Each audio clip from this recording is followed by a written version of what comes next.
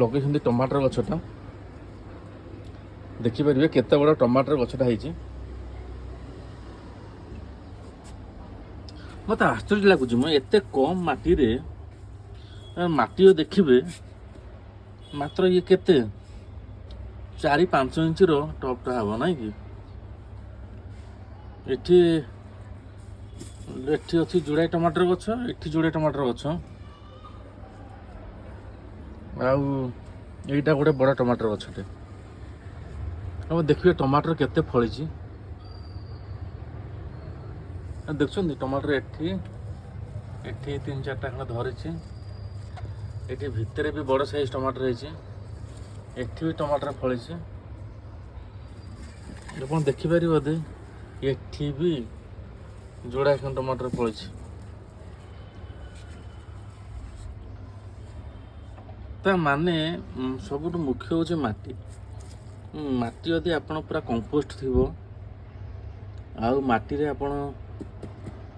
ଆପଣଙ୍କର ଯେଉଁ ରେସିଓଟା, ଯେଉଁ କମ୍ବିନେସନ୍ଟା, କମ୍ପୋଷ୍ଟ କେତେ ରହିବ, ମାଟି କେତେ ରହିବ, ଗୋବର କେତେ ରହିବ, ବା ଖାଦ୍ୟ କେତେ ରହିବ, ସିଏ ଯଦି ଠିକ୍ ଥିବ ତାହେଲେ ଆଉ ପ୍ରଚୁର ଖରା ବି ଆସିବା ଦରକାର। ତାଙ୍କର ଟିକେ ବାଲକୋନିରେ ବହୁତ ଖରା ଆସୁଛି, କାହିଁକିନା ବାଲକୋନିଟା ପୁରା ଓପନ୍ ଅବସ୍ଥାରେ ଅଛି। ଆପଣ ଦେଖିବେ ଏଠି ସୂର୍ଯ୍ୟକିରଣ ସଫିସିଏଣ୍ଟ ହେଉଛି, ତେଣୁକରି ଫ୍ରୁଟ୍ସଟା ବହୁତ ବଢ଼ିଆ ହେଇଛି। ଟମାଟୋଟା ବହୁତ ବଢ଼ିଆ ହେଇଛି ନା। ଗଛ ଗୁଡ଼ା ବି ବହୁତ ଛନଛନିଆ ହେଇଛନ୍ତି। ତା ପାଖରେ ଲଗେଇଛନ୍ତି ଦେଖୁନ ଗୋଲାପ ଗଛଟା, କେତେ ବଡ଼ ଗୋଲାପ ଗଛ ହେଇଛି। ମୁଁ ଦେଖିବେ ଯଦି ଗୋଲାପ ଗଛଟା ପ୍ରାୟ ହେଇଛି 5 ଫୁଟ ଖଣ୍ଡେ ହେବ।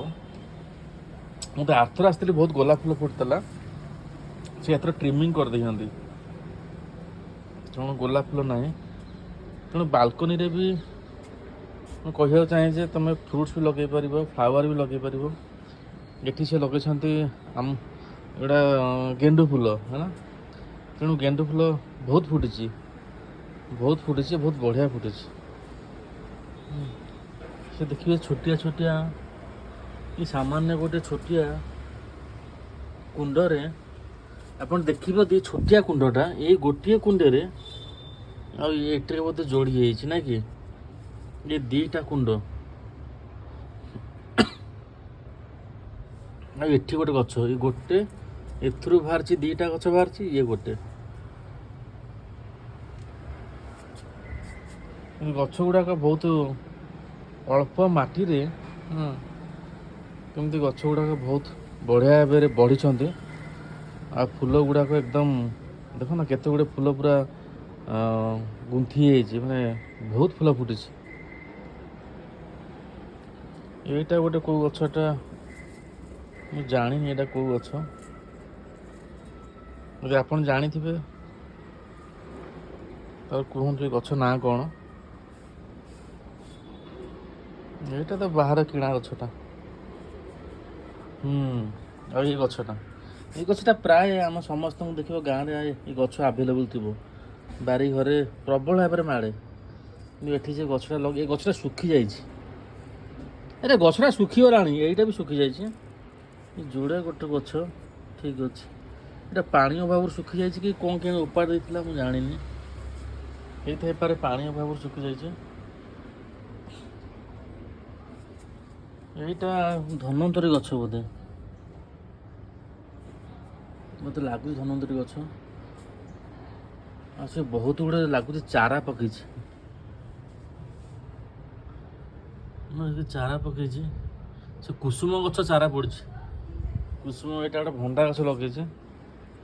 ତ କେତେ କମ୍ ମାଟିରେ ଭଣ୍ଡା ଗଛଟା କେତେ ବଢ଼ିଆ ଉଠୁଛି।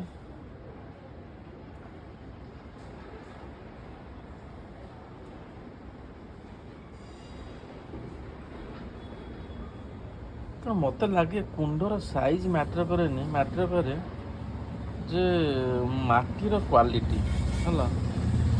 କେମିତି ପ୍ରପର୍ କମ୍ପୋଷ୍ଟ ଖତ ଦେଇଥିବ, ମାତ୍ର 4-5 ଇଞ୍ଚିଆ କୁଣ୍ଡରେ ବି ଆପଣ ବହୁତ ବଡ଼ ବଡ଼ ଗଛ ଲଗେଇ ପାରିବେ। ମୋତେ ଦେଖିକି ବହୁତ ଭଲ ଲାଗିଲା।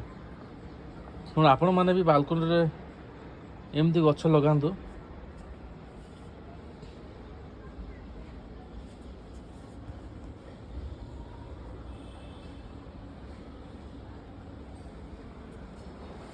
ଆଟଲିଷ୍ଟ ଗଛ ଗୁଡ଼ିକ ଦେଖିଲେ ଆପଣଙ୍କୁ ଖୁସି ବି ଲାଗିବ ଆଉ ମନ ସବୁବେଳେ